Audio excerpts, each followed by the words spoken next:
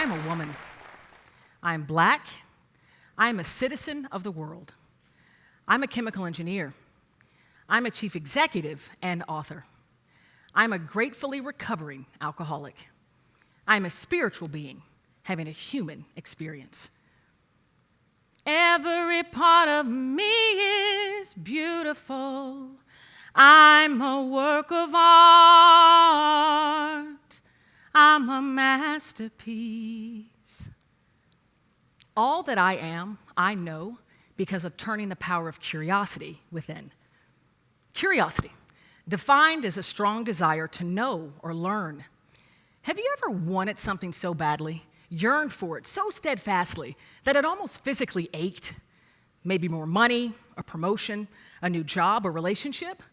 And then once you achieved it, finally held it in your hands, you found you didn't feel nearly as joyful as you thought you would. The things, the connections, the achievements that we seek outside ourselves are most fulfilling when they resonate with that true self within. And it's only by seeking to know that self that we become empowered to better inform our dreams. And once those dreams made manifest, they have the best chance of bringing joy and fulfillment.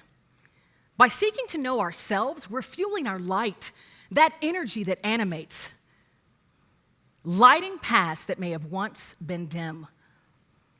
I know, this is sounding super woo-woo, and the idea of turning curiosity within is much easier said than done. Trust me, I get it. You see, for as long as I can remember, I've been curious. Curious about life and all things contained within it and around it. Though I didn't always voice them, I was that kid that asked so many questions. So early in my academic career, I firmly believe that science and math chose me because they gave me the tools to answer so many of my questions. Tools that I used to learn about the world around me. They satiated, if only for a fleeting moment, my curiosity. Growing up, my curiosity remained focused outside myself for the most part. But the two most significant inflection points in my life happened when I turned the power of curiosity within, seeking to know myself. I call them inflection points because they're the moments where the trajectory of my life was forever and completely altered, one being far less painful than the other. The first happened in college. So my early career aspirations were pediatric neurosurgery. You see, I had watched Dr. Ben Carson in the 4th grade accept an award for being the first to successfully separate Siamese twins from the cranium. He was black, he was sharply dressed, he was articulate, and being awarded for this massive scientific feat, a seed of inspiration was definitely planted. And it grew. It grew through geometry, chemistry, advanced placement calculus, and physics. It grew through STEM programming at local universities. It grew through college applications, college acceptances, and rejections. It grew all the way up until sophomore year at Georgia Tech, when I became curious as to why it had been planted there in the first place. So, one day, while I was waiting for my next class to start, I decided to turn the power of curiosity within, mentally standing on the precipice of that first inflection point. Seated on that bench, I had a chat with that strong-willed little 4th grader, and I asked her why. Why did she want to become a pediatric neurosurgeon? Her response was swift and to the point. She wanted to help people, she wanted to make a very comfortable living, and she wanted to wear scrubs, which are essentially pajamas, to work every day. Now, although those reasons still resonated as a college sophomore, I could think of so many other paths that could get me there. So, after much reflection and conversation with that little 4th grader within, I decided to switch my major from biology pre-med to chemical engineering. And it was a tough decision because I felt like I was letting that little 4th grader down. Her and all those people she had told about her dreams for all those years. But after my first internship with a research firm doing carbon combustion vapor deposition on semiconductors, I knew I had made the right decision. I knew because of the joy that I felt when I was in that internship. See, by seeking to learn me, I was becoming better and better able to seek a reality that brought joy and fulfillment. What I sought outside myself began resonating more and more with my truest essence, this masterpiece within, and in turn, nurtured its evolution. And the more I learned about myself, the more life experience and knowledge I wanted to attain. My curiosity was breeding curiosity. I became specifically curious about the great scientists, innovators, and engineers of mankind. I was mesmerized by the sheer brain power of these individuals. Individuals like Sir Isaac Newton, Einstein, Marie Curie, and this gentleman. Now, for those of you who don't recognize that serious yet sweet demeanor, that's Leonardo da Vinci. Though most know him for his prolific artistic works, he was not only an artist, he was an engineer. He was an engineer that wielded the power of curiosity in both his external and internal worlds. Though commissioned on 2 significant works in his hometown of Florence, he decided to leave for Milan at the age of 30. He knew himself and continually sought an environment that rang with what felt most true. I felt like his curiosity bred curiosity. The more he learned about himself, the more he wanted to know about the world around him. After stepping foot in Milan, his career flourished, but this is by far one of his most significant masterpieces. Now, I've seen the Mona Lisa with my own eyes, and to be fair, I would have walked right past it if it wasn't for the hordes of people surrounding it. It's a very small and unassuming work. But that said, this piece was transformative, eventually inspiring a shift in the way that portrait paintings were done. It was transformative for several reasons, but 2 in particular. The first, Da Vinci painted his subject in front of an imaginary landscape. Now, this in and of itself was rare in those days, but he actually painted it from an aerial perspective. And this is because of his mastery of lighting, shading, and geometry. The second, many in the art world would go on to argue that for the first time, the artist had managed to capture the soul of a 2-dimensional subject. Leonardo had created this masterpiece, painting in such a way as to capture soul through a canvas by seeking to know himself. Through the power of curiosity, he came to embrace his passion and talent, not only for art and poetry, but for science and math. Through the power of curiosity, he came to know his ever-evolving masterpiece within.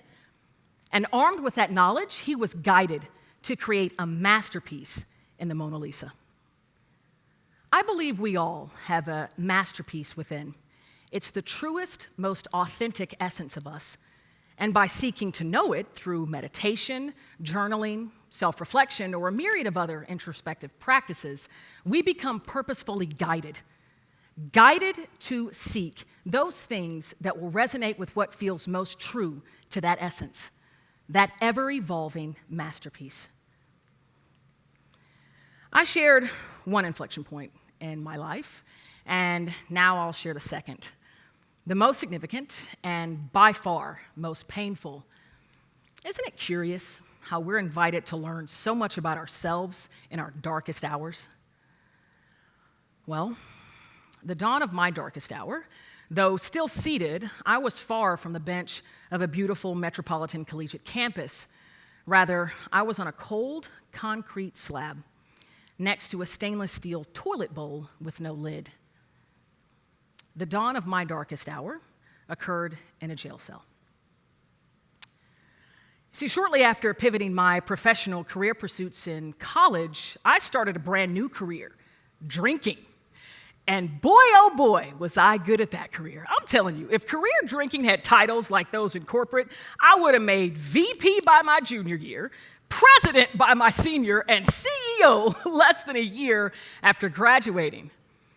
My drinking began as it does for many young, aged college adults, as a means of fitting in, letting go of inhibitions, and really just breaking free from the ever-watchful eyes of parents. But after graduating and entering adult life, my drinking became more of the rule than the exception. My drinking became the only way that I felt comfortable in my own skin.